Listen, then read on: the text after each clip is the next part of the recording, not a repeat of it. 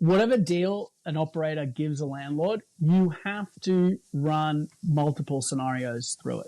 You have to know what your life is going to look like if this operator severely underperforms and severely overperforms. And you have to see who benefits from all those situations. Welcome back to Brave Ideas, where we chat with the leaders in commercial real estate to answer all questions space as a service and help office real estate reposition to meet the evolving demand from the future of work.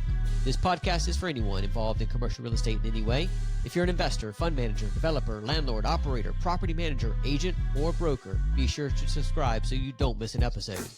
And if you prefer to watch the full episode and join our newsletter, head over to braveideas.media. I'm your host, Caleb Parker, and we continue this international season by chatting with Andy Igoe from New York City in the Brave Ideas virtual studio. Andy's worked across commercial real estate and flex for over a decade for some big names, specializing in strategic finance, business intelligence, and space management. You know what I'm going to say next? Joining me to kick off this episode is my friend Sam Gamble, co-founder of Return Suite, our headline sponsor this season. Sam, this one with Andy, we get into one of the most technical and practical conversations I think we've had all season. How to actually underwrite flexible office cash flows with precision. Yeah, I mean, Andy's been in the trenches for years, underwriting models, first at ServCorp, then helping build JLL's Flex platform. What really comes through is just kind of how dangerous it is to rely on kind of standard underwriting assumptions that a lot of the Flex sector has used for years. I think, we've seen this on my end when you're looking with landlords and consulting about what they're seeing across when they're running a beauty parade. And you might see typical modeling of starting occupancy at 30%, then ramping up 90% in 18 months. Andy throws it all out the window. And his point is that every site's highly local, highly operational, and highly dependent on the floor plate itself, the sales team performance, the customer segmentation. It's so specific. Yeah, exactly. And one of the big things is instead of using kind of desk price as a metric, which is really good when you're selling to your customers, it's not so good when it comes to underwriting, because it kind of creates this kind of wildly inconsistent benchmark. So Andy switched it to what he calls licensable square footage. It allows for true apples to apples pricing across markets and locations, based on revenue generating space, not just the number of desks. Yeah, and I agreed with him a lot on this part because, his underwriting focuses heavily on empirical comps and pulling actual quotes from competing operators. It's something we do when we're doing our modeling, when we're looking at a location. And then he talks about converting those numbers into revenue per licensable square foot and positioning the product accurately in that local price range. Yeah, exactly. And what I really liked is how Andy combines kind of this market data with operational realities, things like sales cycle time, seasonality, lead generation capacity, customer size mix. And the goal is to model out not just price, but the practical ramp up dynamics specific to each site. And really kind of the approach is to kind of get as much information from the market and kind of reduce your number of assumptions. So I guess basically there's less opportunity to get the model wrong. Which is important. And I think often when you look at it, you're looking at these optimistic scenarios, performers for 10-year business plans, that this is the best case scenario. And you really have to stress test that. And that's what he's talking about doing. And I think it feeds right into the landlord partnership conversations. And Andy made it clear when he was at JLL, they presented full range scenarios to owners, the upside, the downside. Here's what it takes to mitigate the underperformance if it occurs. Yeah, and I think that transparency really builds trust. And it's why JLL's Flex platform was able to structure deals where landlords understood kind of the real variability of the cash flows rather than being sold overly optimistic pro formas. Definitely. And, the other big takeaway is how important that underwriting methodology becomes as Flex starts to institutionalize. We've heard a lot about that this season. Flex demand is growing. More institutionals are looking at how to do it. Well, if it's a management agreement or a hybrid lease, or if it's a straight lease arbitrage, investors need defensible, auditable underwriting they can benchmark. Yeah, absolutely. And that's exactly what the flex sector needs. If we want the sector to evolve to where kind of lenders and institutional capital are moving into these deals and are really comfortable, we just need to provide that level of transparency and trust. I'm just glad to see so many people now talking about this. It's music to my ears, literally. But let's go ahead and jump into this episode. 3, 2, 1. Let's kick it. Andy, welcome to Brave Ideas. Great to be here. Thanks for having me. Good to be here virtually on this episode, but you were just in Milan and you and Sam were in New York together. So we've had sort of a hybrid sort of conversation going on these past couple of weeks between in person and online, which means I need to give a shout out to Sam. He's here too. Hey guys. So we're going to kick this off. We've been diving deep this season on operational real estate, what that means for investments, for landlords, and so forth. And I just thought it was a great opportunity to have a conversation with you because you know it very well. And just wanted to maybe, we heard the bio and the introduction, but give us a little bit about your background, Andy. How's it shaped your approach to evaluating flex space, and what does it all mean? Okay, so I have been in commercial real estate for a little bit over 10 years at this point, and I've been in flex basically the entire time. And I've held a number of roles across both finance and like business and data analysis. I started my career working for a company called Servcorp, which is a serviced office provider based out of Australia. And I was a business analyst for Servcorp, where I was at HQ, and I was basically hired to go through all of the company's vast amount of internal data and draw out insights and provide sort of intelligence and recommendations to site managers and executives on how they can improve the site's performance. So I did that for a couple of years, and then I moved to the US in 2016. Beginning of 2017, I started working for the US business, where I was effectively doing the same thing. My job there was to oversee the financial management of all the accounts that we had for the US operating business. And I was very much involved with this role with the day-to-day operations. And I very quickly learned when I started at Servcorp in the US was the difference between providing advice from a sort of theoretical level, where I'm in head office and I don't have to deal with the day-to-day running of the business and dealing with all the customers, and how that changes when you're in a practical setting and having to deal with people and managing the business day-to-day with all the realities of life. So I was at Servcorp for 7 years total, or 6 years total. I left in 2020, and then at the beginning of 2021, I started working for JLL. And my job there was to evaluate the flexible real estate opportunities, and very specifically, the long-term transactions between us as the operator and landlords as well, where we would craft management agreements or, hybrid sort of leases and manage the space on their behalf. Andy, it's awesome that you come from a flex office background, because often what I see is the agencies coming in with a traditional mindset trying to underwrite flex deals.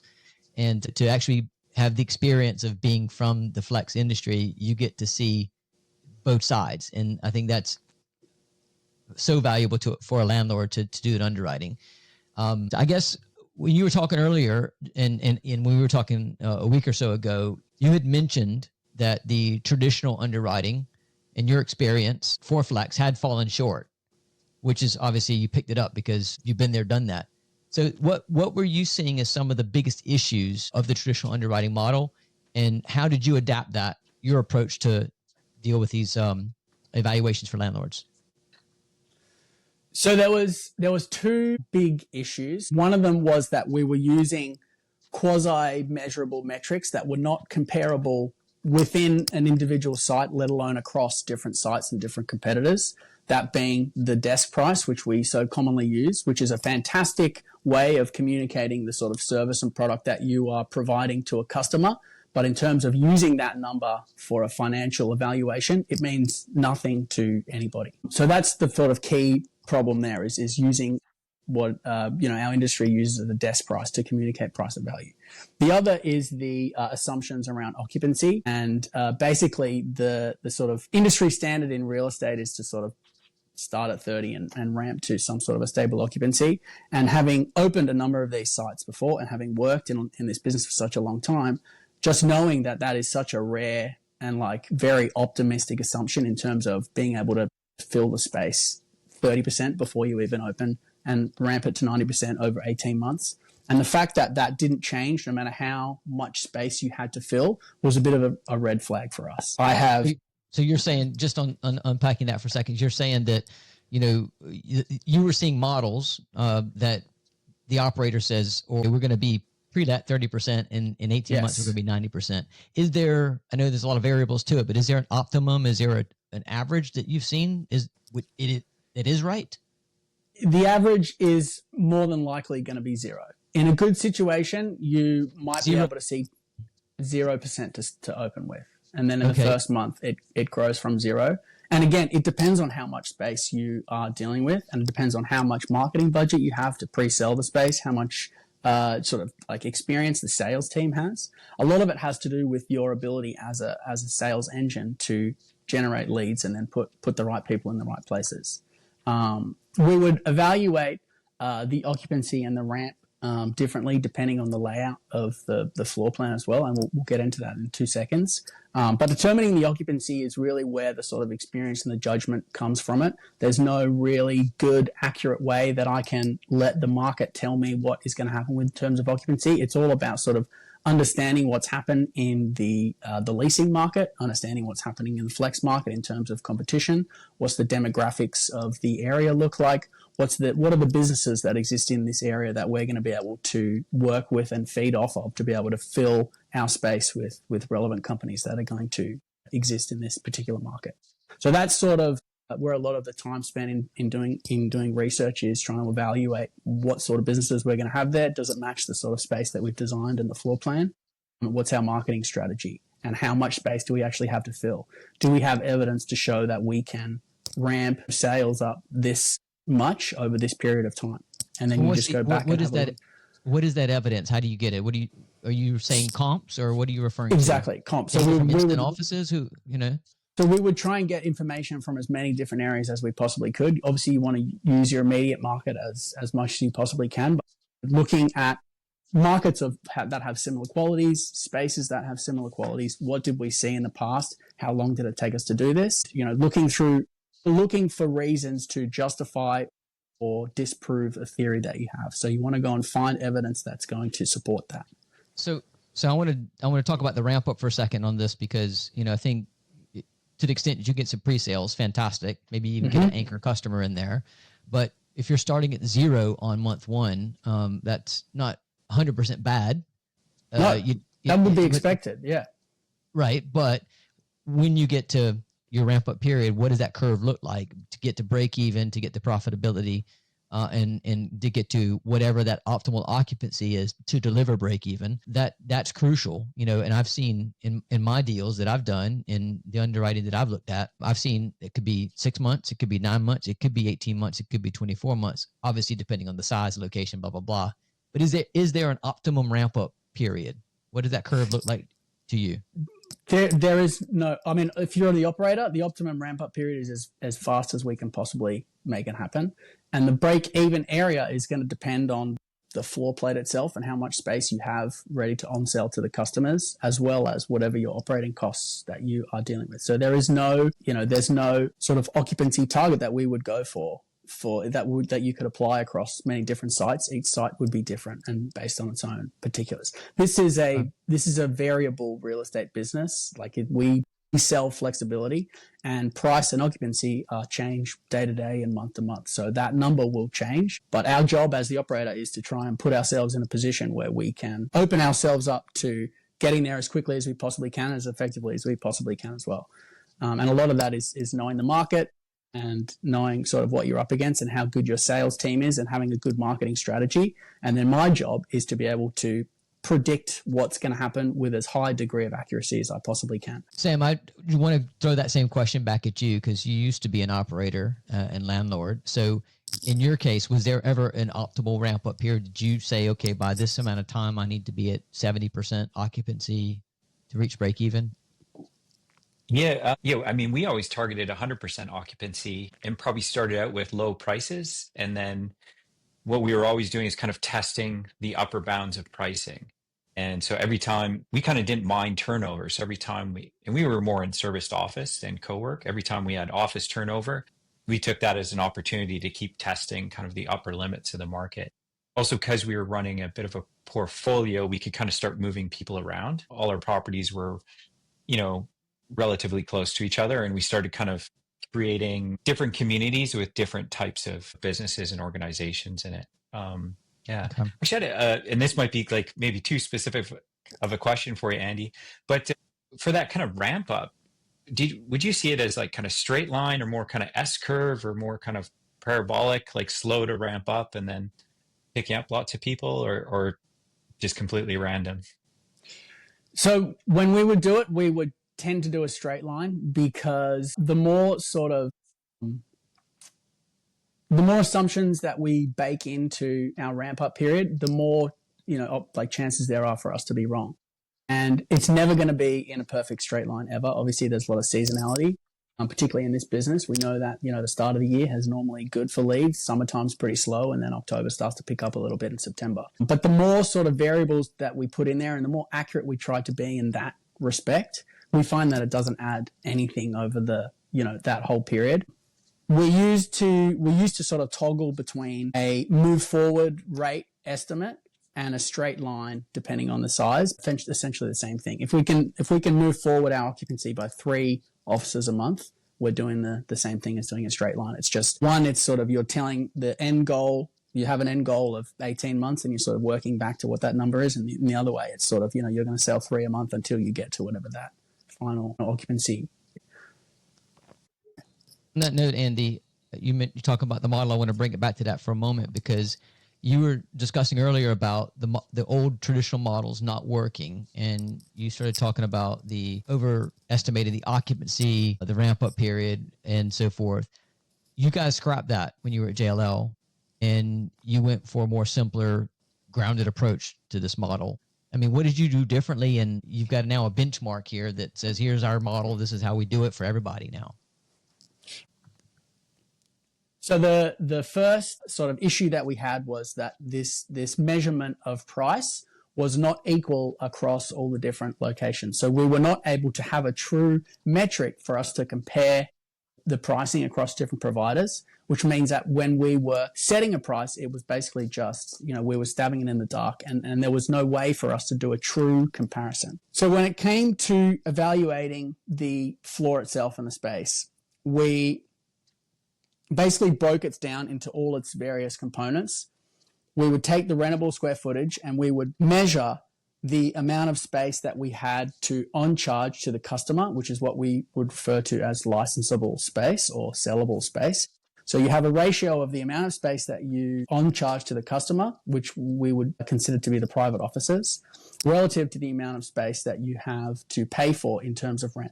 And the percentage of space that you have to on charge to the customer relative to that rentable square footage has a huge material impact on the pricing that you're able to charge, because obviously the more licensable square footage that you have, the more competitive you can be in terms of a break-even price, because you have more revenue generating space that is directly from the sale of a particular box of space. When you design a co-working floor, you have this rentable square footage. That's what you pay to the landlord. Then you have usable square footage to be able to design on, and then you sort of build your product from that. And the amount of space that you use to on charge to the customer in the form of private office rent is like the safest type of revenue that you can get in our business, for the most part. And we would consider that to be core revenues. You want to be less reliant on supplementary revenue and more bullish on, or you want your team to be more focused on the private office revenues. I guess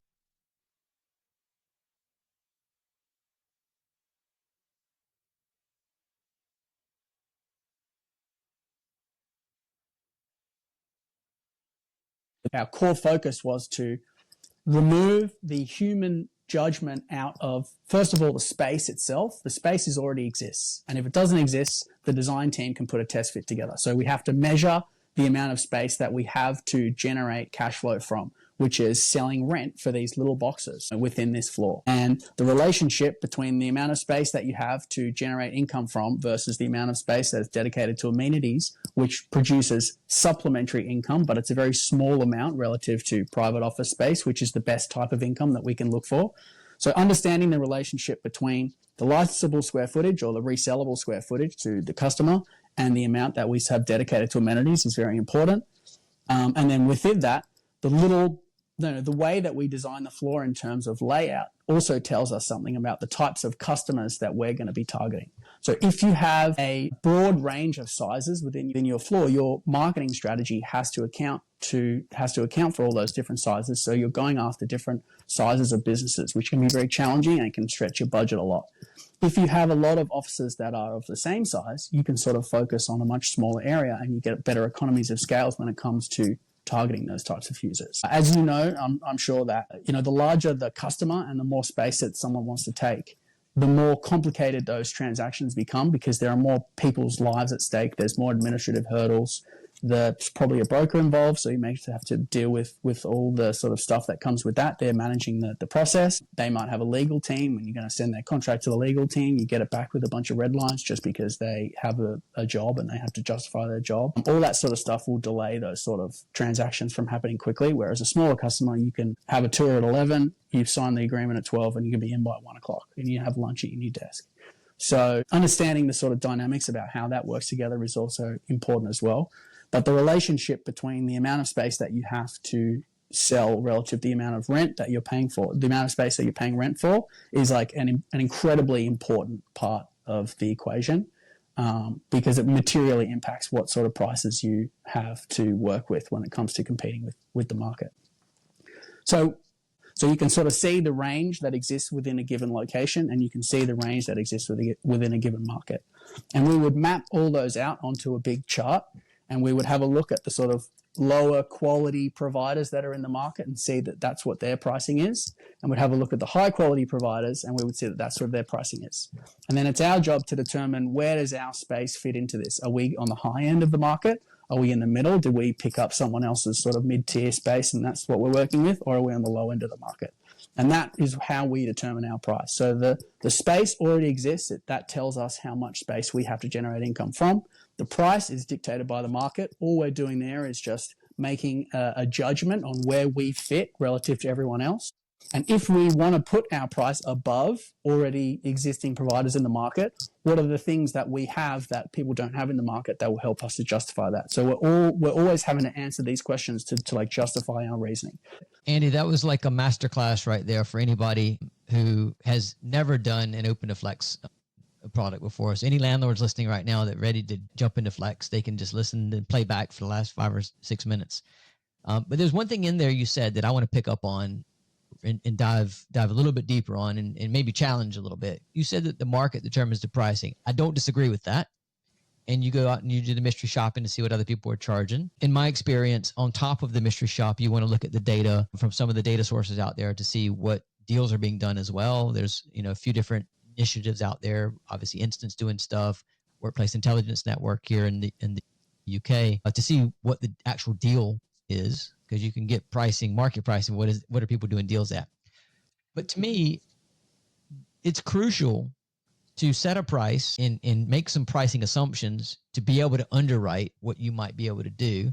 Because if you're paying X and you're charging Y and you're not making a profit, then the model falls over.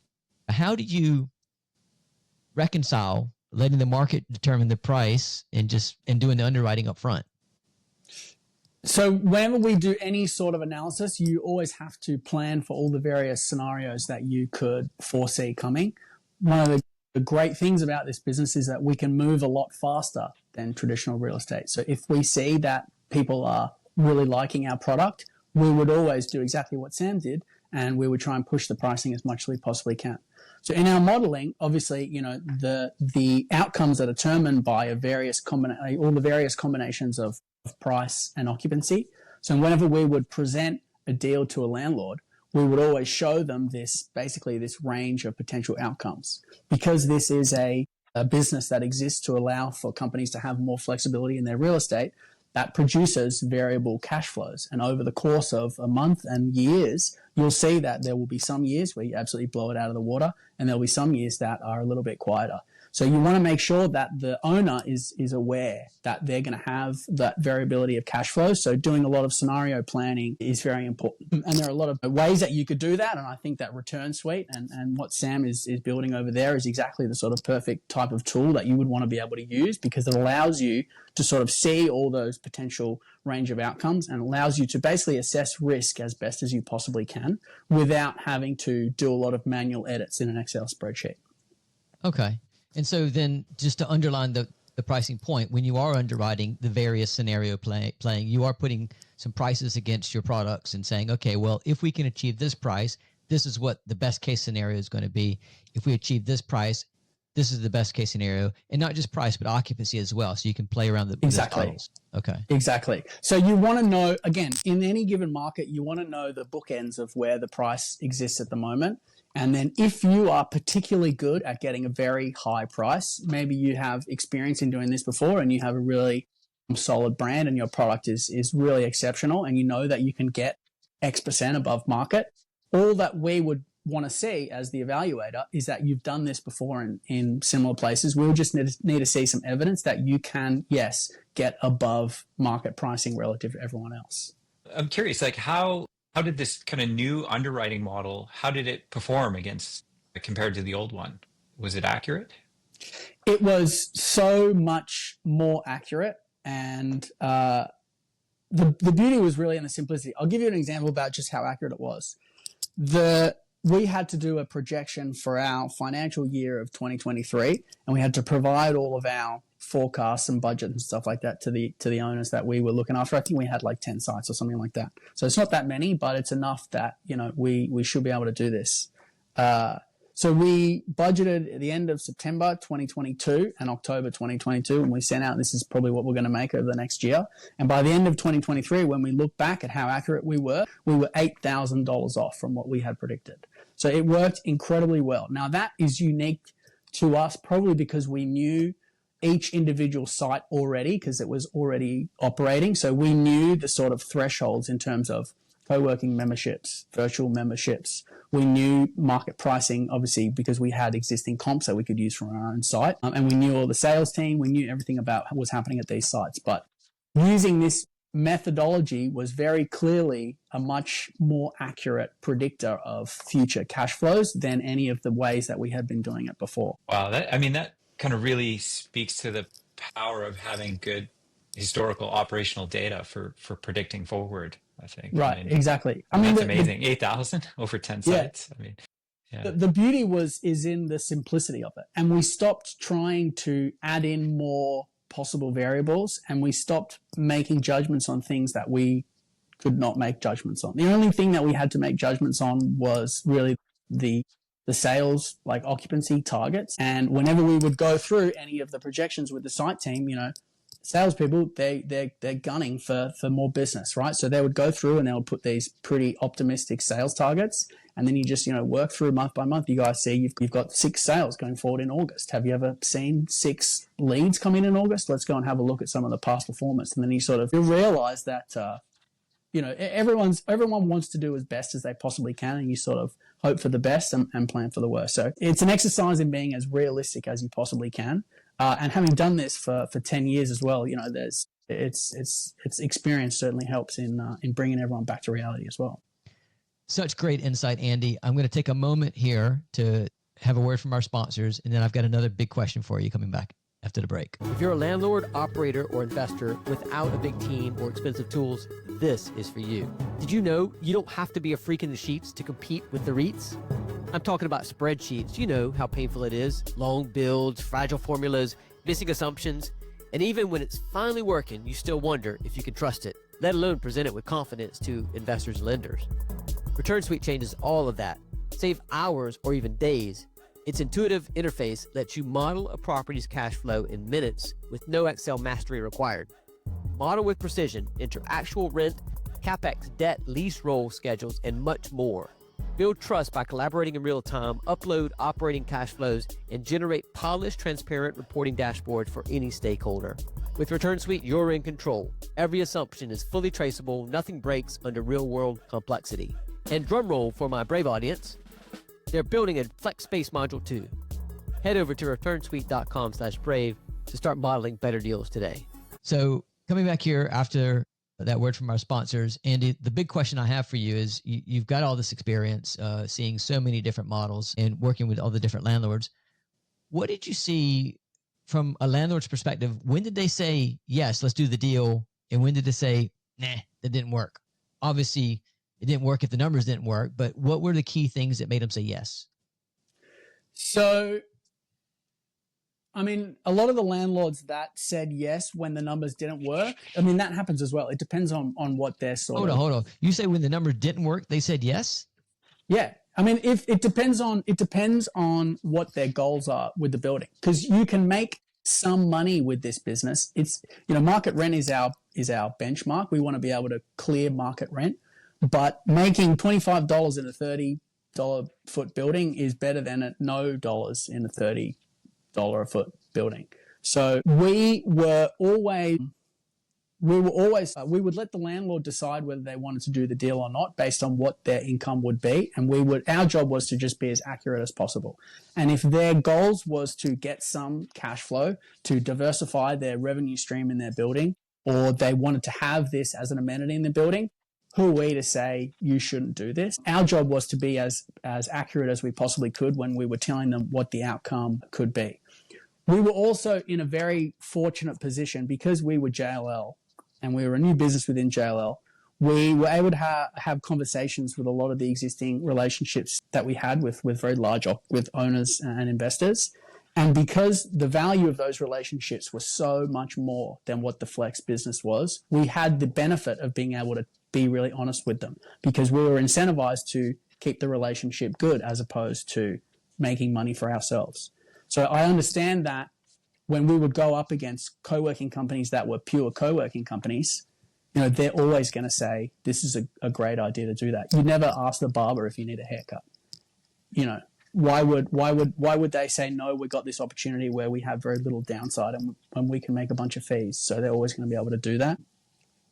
But again, our job was to be as honest as possible as what we thought the space could do, and we would always let the owner decide whether this was something that they wanted to do or not. And we had, like I said, we had owners that agreed to do it because they just wanted it in their building and they could see that this was a new type of space that could benefit their building holistically, and it was a great way to amenitize some vacant space. So, when you were working for the landlords, obviously you're doing models for JLL. But did you ever get involved in comparing the models across the different operator opportunities? So it could be co-working brand A, co-working brand B, JLL Flex, co-working brand D.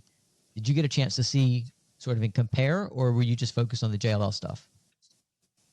So the last 18 months or so that I was there, we also did a bunch of advisory work where we were sort of on a lot of different sides of all these transactions. We helped big investors roll out their own co-working brand. We sort of acted as third-party auditors of deals that they were doing that the lenders required, and helping restructure management agreement like a waterfall so that it would be a little bit more, would protect the landlord's interest a little bit more, doing risk evaluations on existing leases for these types of companies. We looked at other operators all the time from a third-party perspective to sort of help landlords understand what was going on. And we did get some insights into the pitches that other providers were putting forth to all these other operators. But we were mostly focused on what we were trying to do. But we did have the ability to be able to evaluate other people's underwriting. We used to call what we did auditable underwriting. So when we presented any numbers to any landlords, we would give them a big pack saying this is the way that we have evaluated your space, and we would always ask for feedback if they thought that there was a way that we would be able to do something better, because again, our goal was accuracy. It wasn't to us to grow the footprint as big as we possibly could, because we needed it to work properly, because we had these relationships that we had to make sure stayed positive.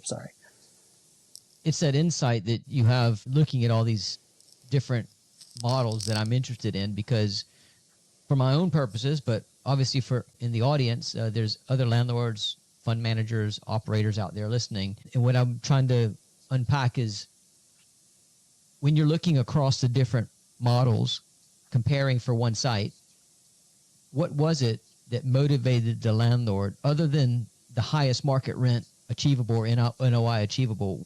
Other than that, what was it that motivated them? And maybe the answer is everybody's different, but I was just curious, were there some trending triggers? So being able to invest capital into a deal, obviously that helps so much for other operators. Exactly.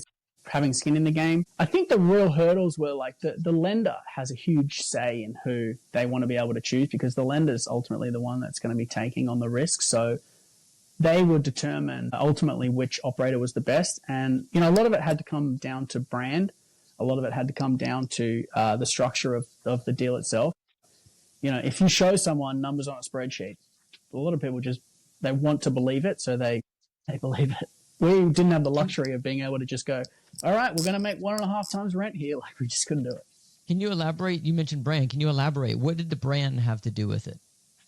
My view of that, again, is you don't necessarily need to have a brand to be successful in this space, but it does help with the appearance of being able to get and generate leads. And it also means that there's also this platform level knowledge of who you are. So you benefit from being able to do that.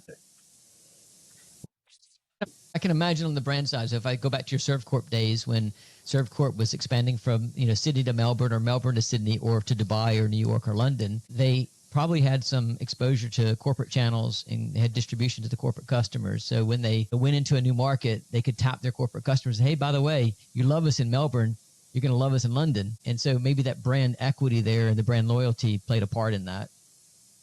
Yes, I mean, definitely.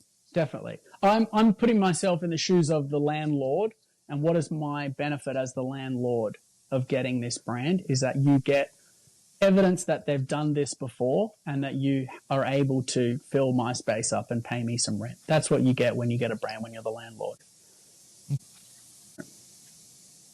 So, Andy, you were talking about kind of how accurate your underwriting model was. I'm just kind of curious, like, did you find any properties or situations that kind of didn't fit, that you ended up not being able to kind of model accurately? So, yes. And those are the sort of co-working and flex businesses that focus much more on the community side and have much more of that sort of a feel than like what I would consider to be a more traditional serviced office, private office, like real estate type business spaces.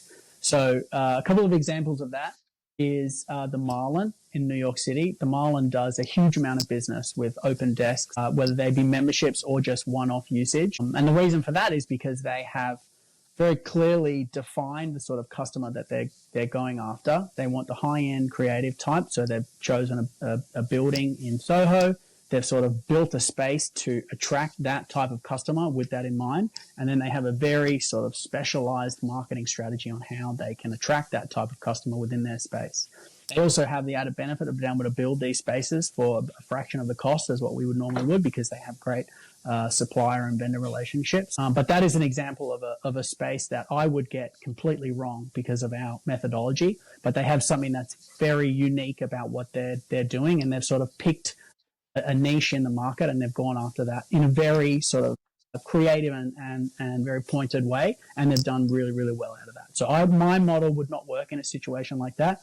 And in that situation, I would want to go back and look at some comps from what they've done in the past. So that would help me to make a lot of the predictions on what they're going to be doing in the future.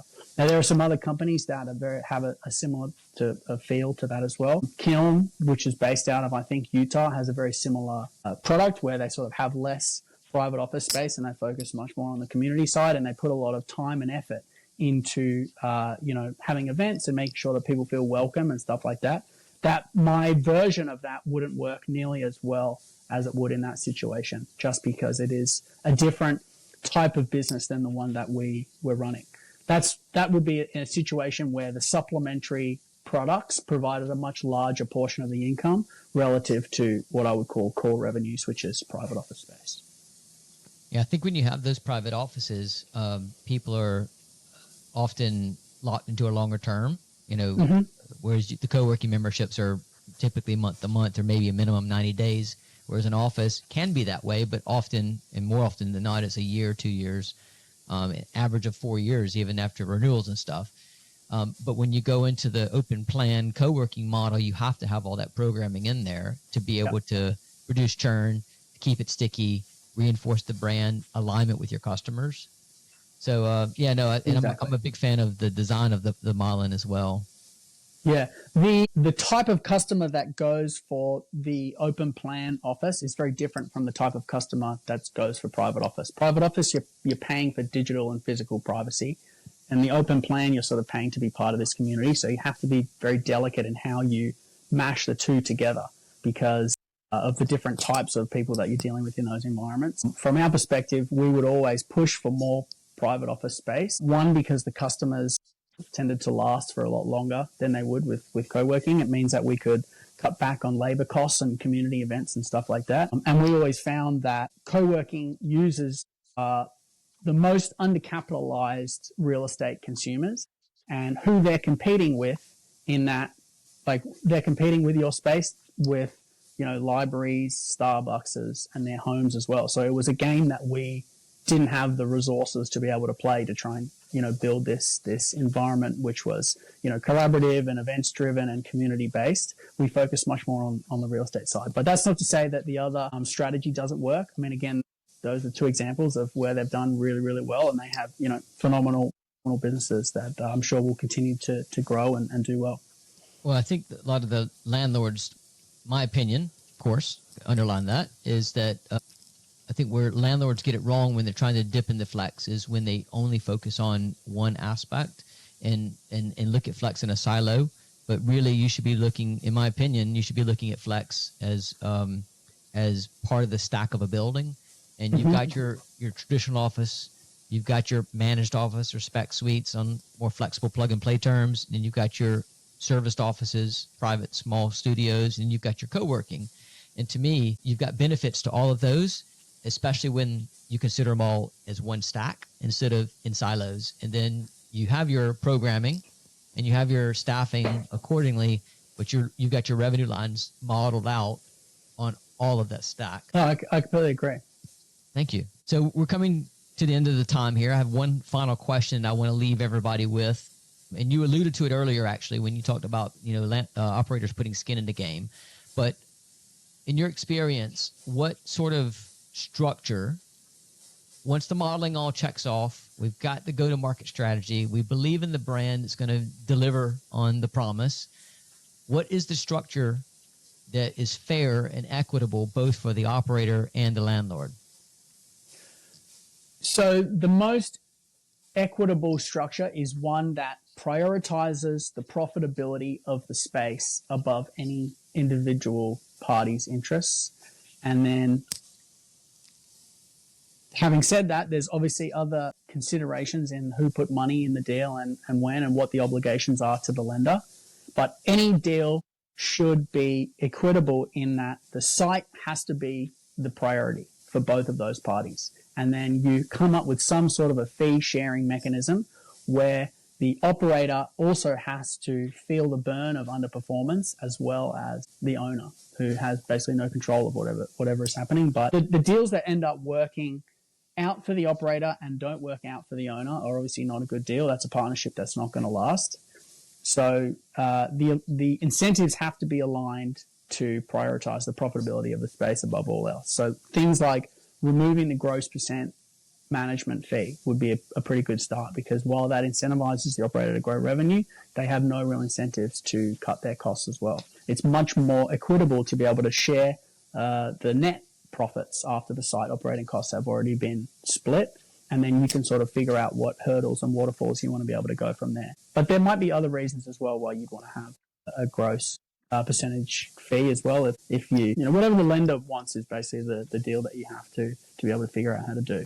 That's probably the real answer. Whatever the lender says is equitable is what the answer is. Yeah, exactly. These days, there's a lease model on one end, which is historical, where the operator takes the risk and then gets all the upside. There's the property management model, which is like hotel management agreements, where the operator gets paid sort of an asset management fee to operate, and the landlord keeps all the upside because they're taking all the risk. And then there's that hybrid model where there's an EBITDA split. Maybe there's a gross incentive as well as an EBITDA split. So the operator's incentivized to grow the top line and keep the bottom line healthy. Mm-hmm. And then, of course, you got hurdles and stuff in there as well. So this has been fantastic. I think I said that was the last question, but Sam's here, so I have to give another shout out to Return Suite. And you know, do you agree then? Because I'm a big fan of Return Suite, and the ability to have the landlord and operator being able to have the same sort of model and share it in real time like Google Docs. I mean, that's important, right? I would say about what you said before is that whatever deal an operator gives a landlord, you have to run multiple scenarios through it. You have to know what your life is going to look like if this operator severely underperforms and severely overperforms. And you have to see who benefits from all those situations. And that is why you need a tool like Return Suite. There we go. That was a good soundbite. Sam, any final words? Yeah, no, I just really appreciate kind of Andy's insight into this. When we first started chatting at GWA Immersive in New York in December, and he just kind of he just laid out exactly how he was doing the underwriting at JLL, and it was just like you said, masterclass. And it's I'm just really happy he was able to come on and share everything with us. Well, Sam, you bridged this intro, so thank you. I mean, obviously, we saw each other, Andy, at GWA in New York, and it was great to share a pint afterwards. Or maybe I even dipped out at that point, but it was good to catch up with you and see you in person. We had there. a quick one. We did, yeah. Well, thank you so much for sharing your insights. We're going to put a link to your LinkedIn in the show notes so people can connect with you. I didn't realize that when we booked you in that we were going to have 2 JLL people on the podcast this season, but it ended up working out that way. So kudos to you, and shout out to Melissa Ansley. Thank you for tuning in. Until next time, take care of yourself. If you've enjoyed this episode, you'll enjoy our Brave Ideas newsletter. Subscribe today by tapping on the link in the show notes. And don't forget, I'm always on the lookout for buildings to acquire and reposition with brand-led hospitality. If you know a building I should look at or an owner looking to sell or partner with, drop me a DM or contact us at bravecorp.co. Until next time, take care of yourself.